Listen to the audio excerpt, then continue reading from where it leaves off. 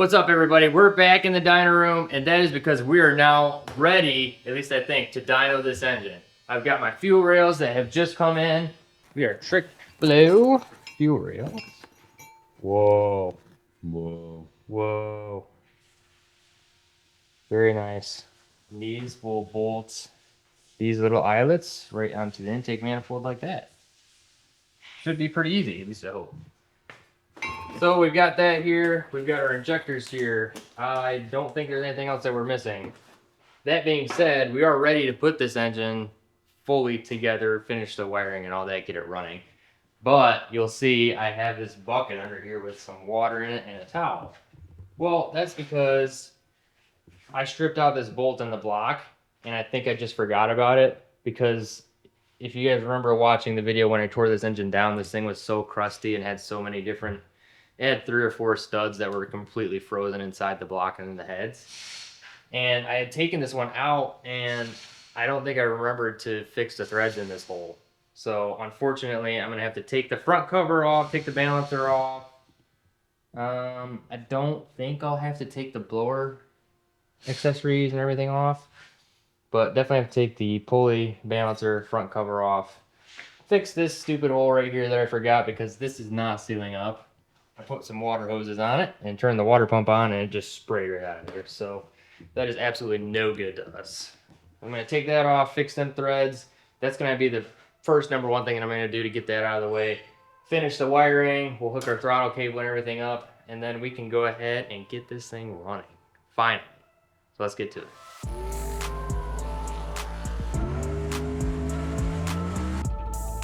I can't believe we're driving this thing.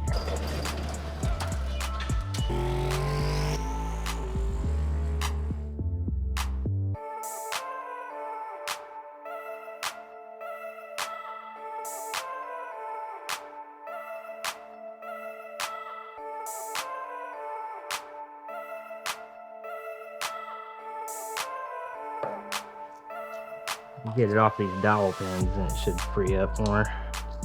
Don't care about the front cover gasket, but I'd rather not be putting a oil pan gasket on this. Oh my goodness. And the oil pan gasket split. Sometimes I freaking hate working on engines. But sometimes you love it. Sometimes I love it. It's a love-hate relationship, it really is. So no big deal about the front cover gasket. Whatever. Oil pan gasket, I'll probably still be able to save. I'll just glue it up right here where it actually broke off. And I think we'll be okay. And smear it up with a little bit of silicone. Now we just gotta clean it off, get that gasket residue off, and cover this thing up. Give her a little tap.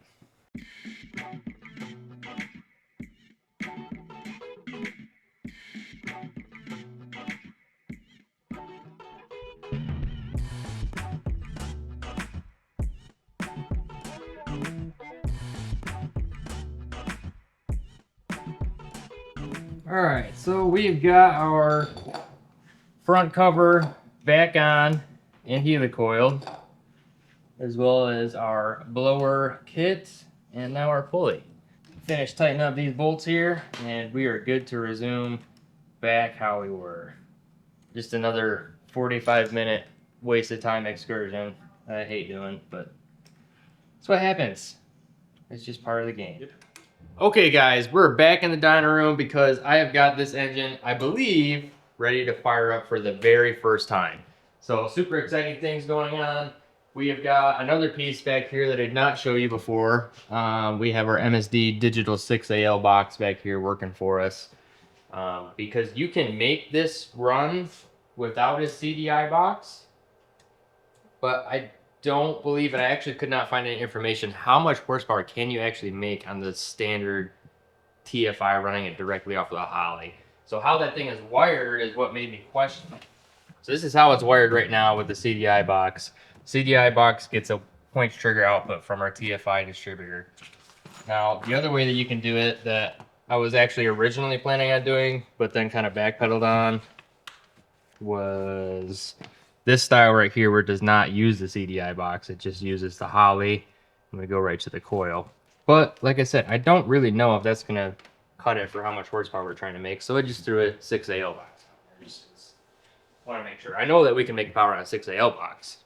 That's pretty much where we're at on it right now. I'm just going through miscellaneous tune-up stuff. I put oil in it, put fuel in it, finished up some wiring stuff. And don't worry, guys. I know I didn't really cover too much on the exacts of how to wire this stuff, but I'm going to be doing that once I put it in the car. Like I explained earlier, like the wiring on this thing is super easy. There's only a few loose leads. Everything else just basically plugs in. Supercharger, me and my dad convened together and I kind of determined that on E85, like sub 500 horsepower or sub 600 horsepower, that I don't think that we're going to need an intercooler. I'm going to try and get away from it. That being said, with this intake, it is very difficult to do that not intercooled without it looking completely dumb because of how close this is to the throttle body. So what I'm kind of thinking about doing right now and what we were talking about last night when we were working on it was we'll just cut this off of our compressor housing. We'll do a cast 90, so it'll go 90 and then another 90, so it'll kind of go like this. But I'm not entirely sure I want to do that yet because I'll show you something cool that I just received from Greg, who owned that 69 Camaro.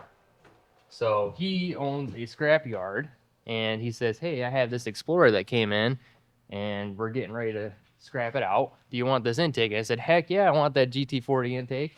So I've got that thing laid out right here. And I think that it's dirty, but don't worry, I'll clean it up, make it nice. This is going to be much easier to make work, and I think it's going to be a better intake than the one that's in there. So we can see automatically we've got a much larger opening for a throttle body. It's taller, so I'll have a bunch of more clearance for my valve covers. It won't be so tight in there. And it doesn't have the throttle body come out at like this weird swept angle. So that frees up some room for me to do something. Really, I could probably just do a 90 because the blower's like here. Do like a 90, straight 90. And I think that will work pretty darn good. So I'm not 100% sure what direction we're going to go with it right now, but that engine is basically ready to run, so we're going to go over there and try and get it started. We got our tune set up. We are ready to go now, at least I believe. So I'm going to go ahead and give it a little spray of brake clean to get it fired up. I'll probably just try it no fuel pump on at first just to make sure it fires, and I think we'll be well on our way to running this thing. Nice healthy spray.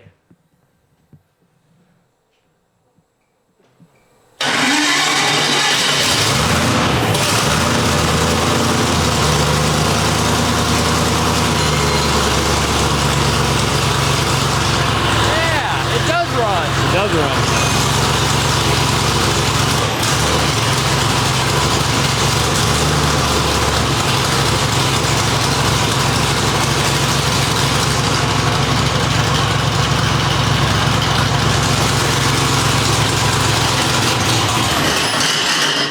That was me shutting it off. All right, so it runs. Now we just need to check timing. I can guarantee you that it is way retarded. And here's the thing too, guys.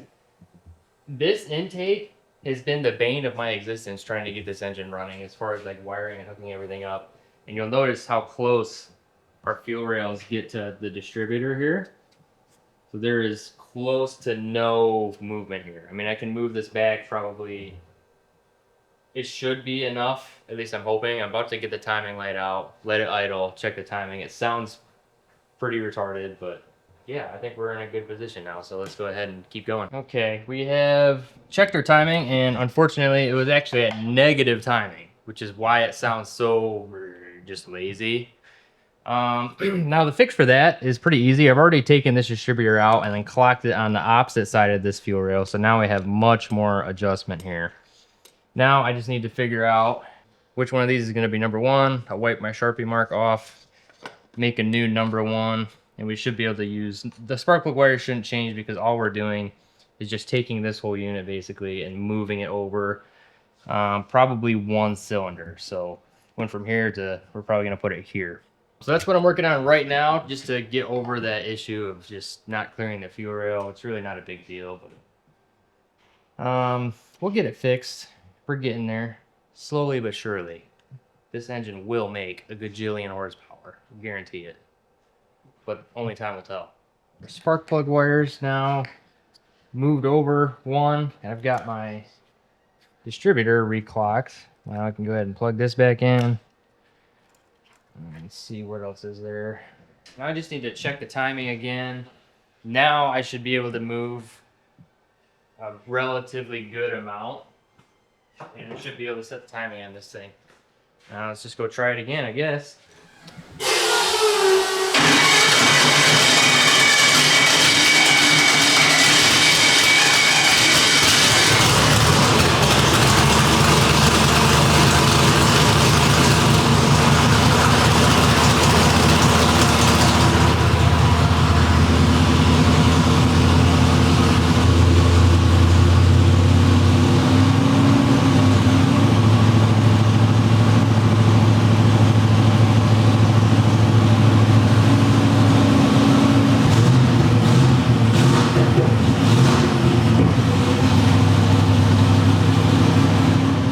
Close. So I'm gonna have to go in there and change my reference angle a little bit, but at least I got some adjustment now. What was it at? There I could only get it to 15, and I had set my static timing number at 20 degrees. So I think all I need to do is go into our system parameters. And this is my first time ever messing with Ford TFI ignition style. So it's a little bit different. Yeah, I'm pretty sure I just need to change our ignition reference angle here from 10 degrees to 5, I think.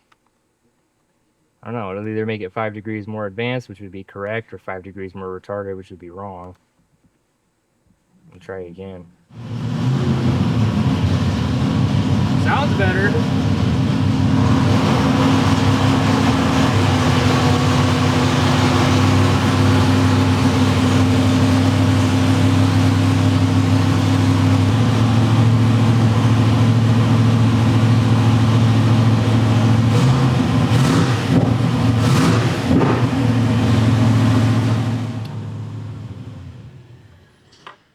All right, now we've got our timing set.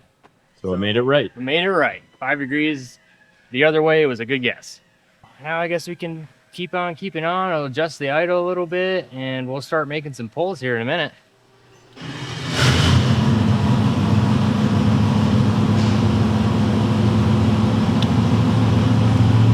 It sounds good. It sounds better. It still must have just a little vacuum leak somewhere because it's still just idling high. Was there a vacuum leak that you found?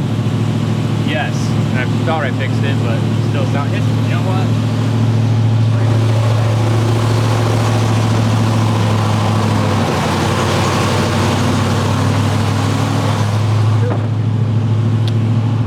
Must be naturally open. Yes, that IAC valve is naturally open, so it's got a hole about that big that's just wide open. That's probably why it's idling so high.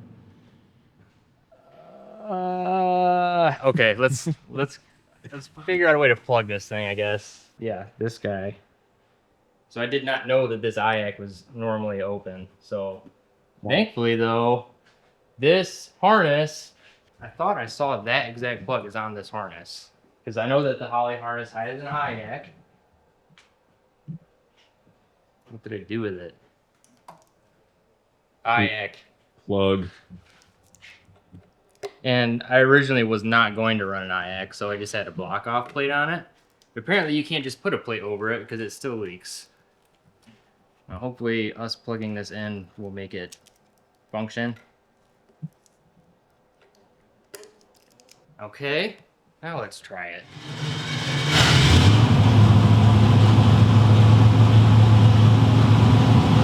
It's still idling high. You gonna say it sounds the same?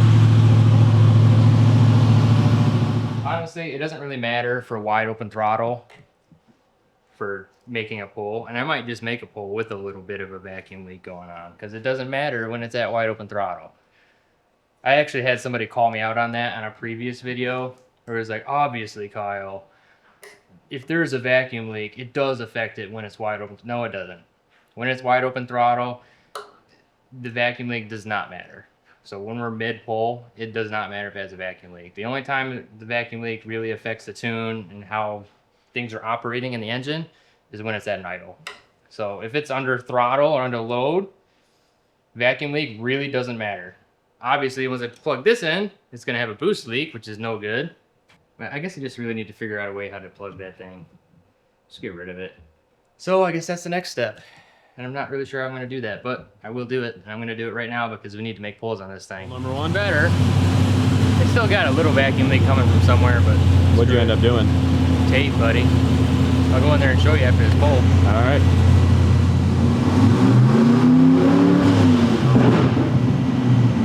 Helps if you have the dyno on.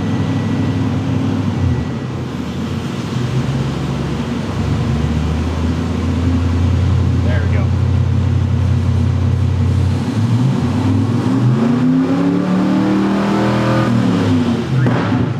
Why is it not working? Why is what not working? Dyno.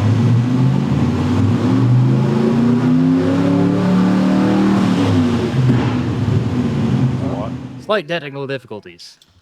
What do you think it'll make for power? 385. I would be really impressed if it makes that much horsepower. They actually, and we looked this up the other day, from Ford, that engine from the factory makes 215 horsepower. And it's got ported, this same stock ported heads. Kyle Stock Morris intake, ported stock heads. Yes, stock throttle body. Coaster. A cam. The cam is way too big for this setup, really. I don't know. I think if it makes 300, I would be happy. Rev it up. All right, let's see it. You got some kind of decent tune in it?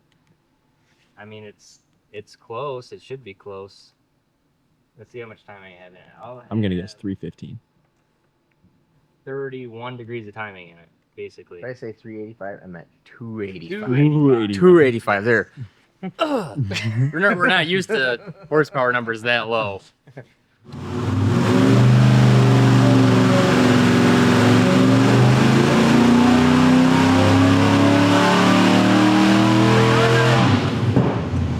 Lost the throttle cable. I saw 300 though. I saw 3. Oh, all you mother truckers are all gonna be disappointed.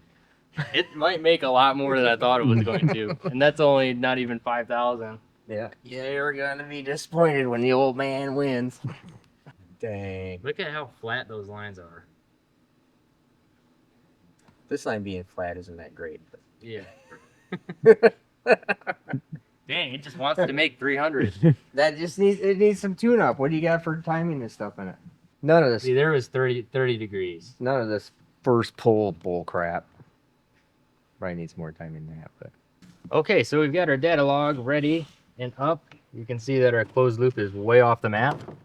That is because the fuel curve is way off. And I also believe that my map sensor is not reading correctly. It's slightly off. So I might have to rescale something there. That was on 30.5 degrees of timing. So I know obviously NA, this thing on E85 will take way more timing than that. But we need to get our fuel situation figured out first because there's no reason that this thing should want that much fuel right there. 136% VE, and the VE numbers don't 100% make sense on this thing. So there's some things I have to change and look through there. Overall though, it's looking good. We'll look at the graph here and check our oil pressure, fuel pressure, make sure all that's in check. And we'll go ahead and make another pull on it. And hopefully the throttle cable will stay connected so we can make a full pull. Oil pressure, 73 pounds. That's plenty good. Fuel pressure, 41 pounds. So it's in vacuum that entire pull. Engine power looking okay. All right. I think we got a good base to work with here.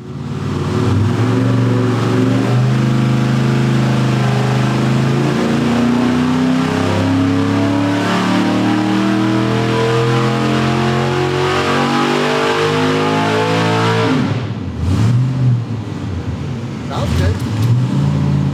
0 horsepower. What? Uh-oh. Like I read. I know I saw 380. 80.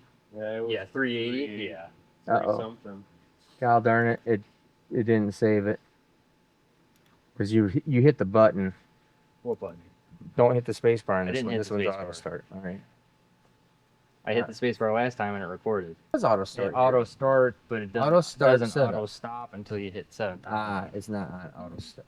It's not on it. Enable automatic stop. Auto detect early stop. It'll do it now. Okay.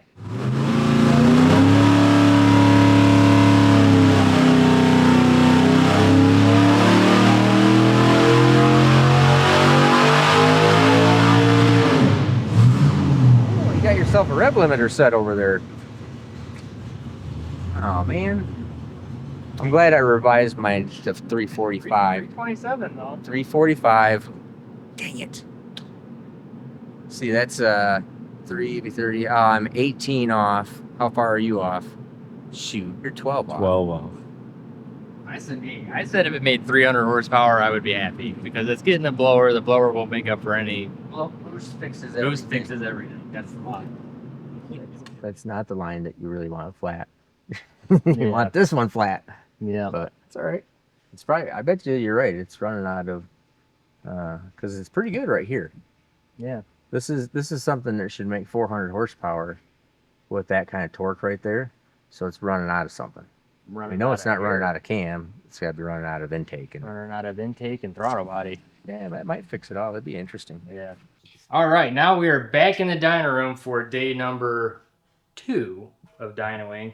But today we're actually not going to be able to dyno it because I'm waiting on something special. And in the meantime, what I'm going to be doing is putting this GT40 intake on. And I just wanted to highlight real quick for you guys what exactly the difference is between the GT40 intake and the 5.0 HO intake. So obviously I've got our GT40 intake on now. You can see we've got a much larger port. And instead of having these stupid dog legs and I mean, it's just a much better intake. I can just tell from looking at it. The way that the shape is, the way that the port is designed, this one is better, for sure. How much horsepower this is going to be able to unlock? I don't know. I'm hoping for like 350, 360. What do you think, Nate? With this intake and 355. 355, okay. But let me show you guys, just for comparison's sake, the difference between these two. So here I've got my upper off of our 5.0 HO intake, and you can see how much smaller and how much longer these ports are. Now I'll take this. We're going to bring that in there Yeah. to compare it. So I'll take this spacer in here and show you guys. This is the difference between the ports on this thing. So if you just want to look at this one right here, you can see it's larger, it's got much better shape, and it's also shorter, which is what we're looking for. That pretty much sums up the differences as far as I know. Oh, and then the other thing too is you'll notice that we have this swept bend on here for the throttle body.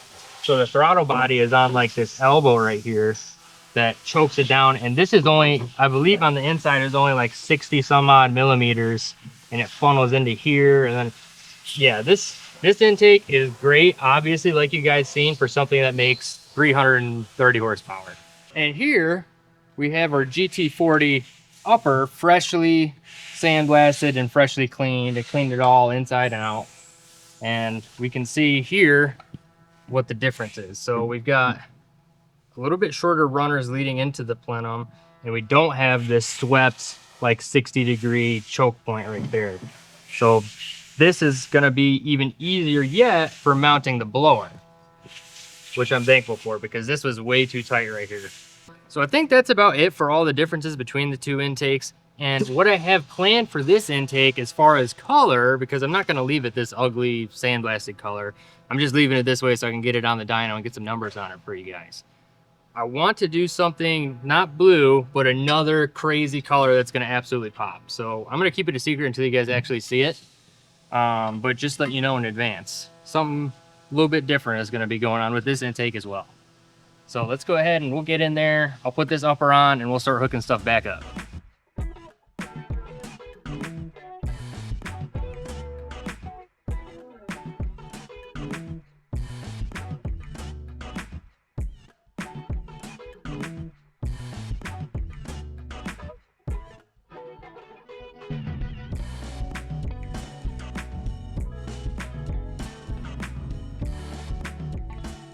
I ended up taking the front cover back off so I could reseal it again because it was just dripping a little bit of water.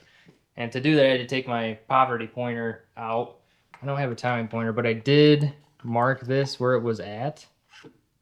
And I'm pretty sure if I just make sure that the rotor is on the correct tooth of the camshaft, it should just go back how it was. But I am going to reset up that top dead center with a piston stop.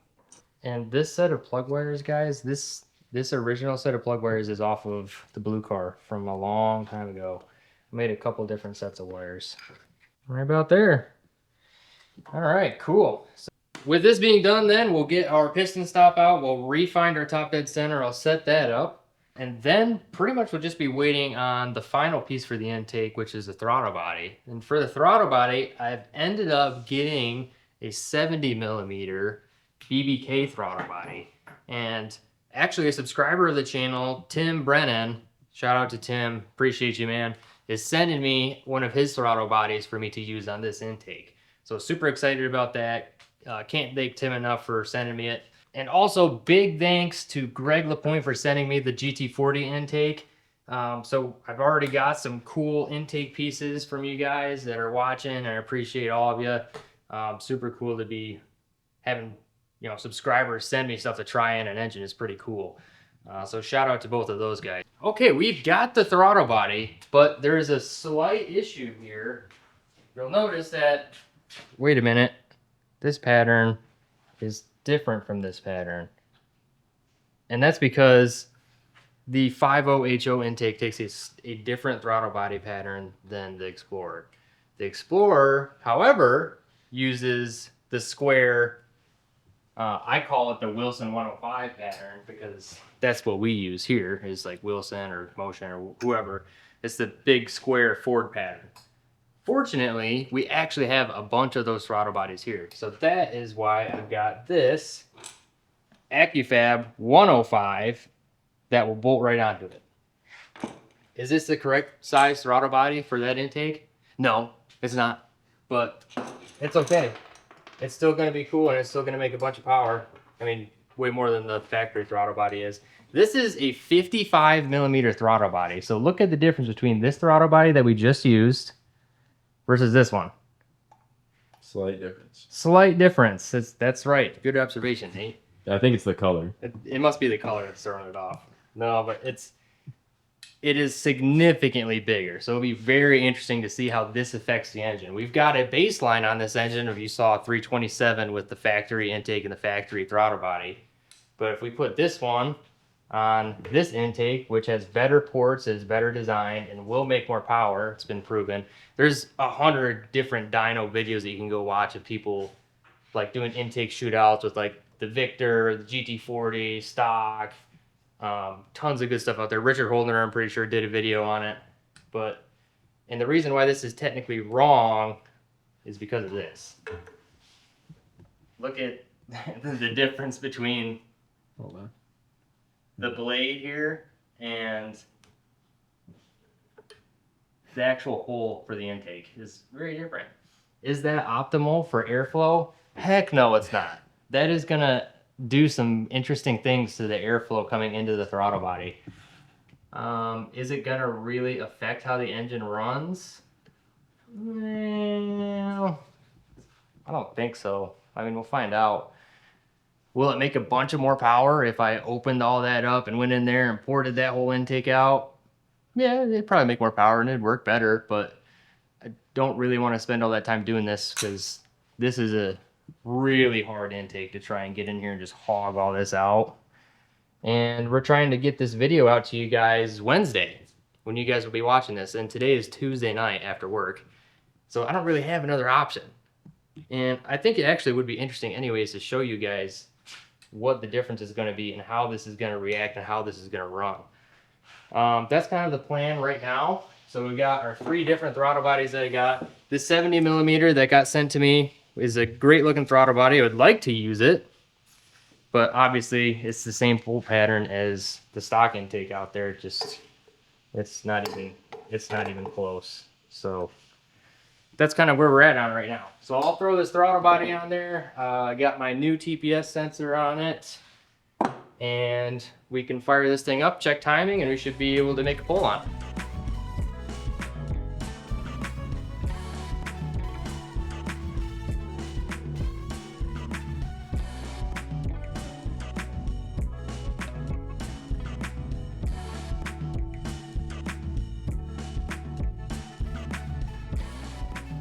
Okay, we got our throttle body on, our enormously too large throttle body on our GT40 intake, and we are ready to make our first pull on this thing. drum roll, please. Give me a guess what you think it's gonna make. So my dad guessed, and he revised his guess. He said, "Oh, it's gonna make 385, fully tuned up, NA with the right intake and throttle body and everything." What's your guess? I don't think it's gonna make 385. I would be really impressed if it made more than like 360. If it made more than 360, I'd be impressed. There's only one way to find out. Let's run it. Let's do it.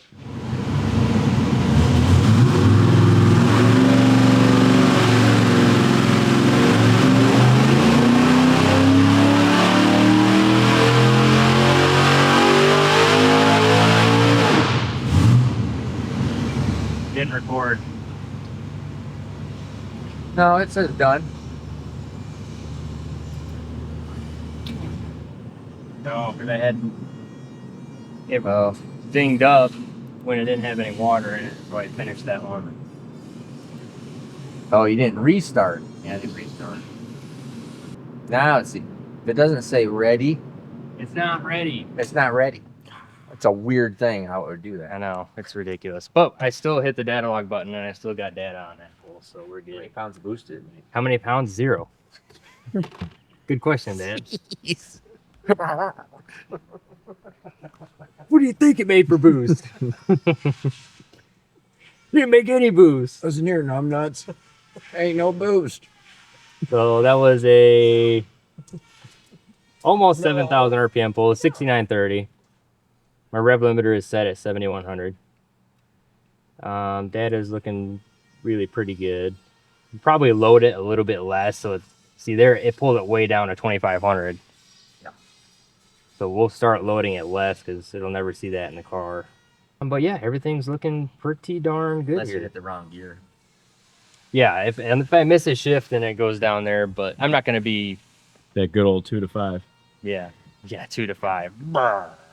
So we're gonna hit it again. We'll go in there and check things real quick, make sure everything's all good.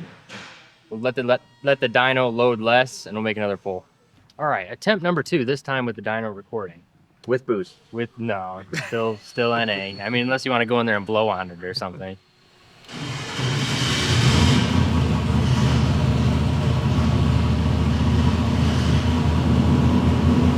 Status is ready.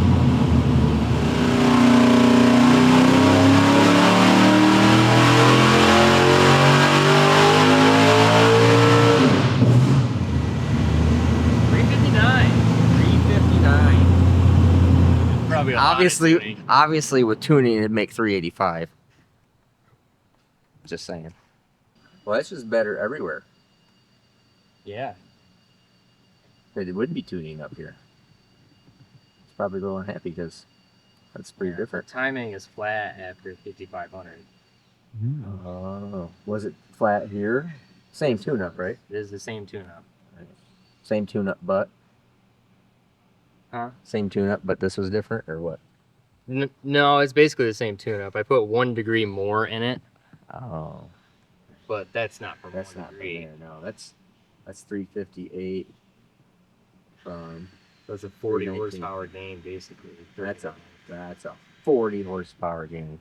40 horsepower gain. So for everybody that wanted to know, what would the GT40 intake, and I'm gonna negate the throttle body. I would say that because there's that choke point in there, and the entrance to the intake is only 70 millimeters or 65 or whatever it is, that the throttle body doesn't have too much effect on how much horsepower it's going to make.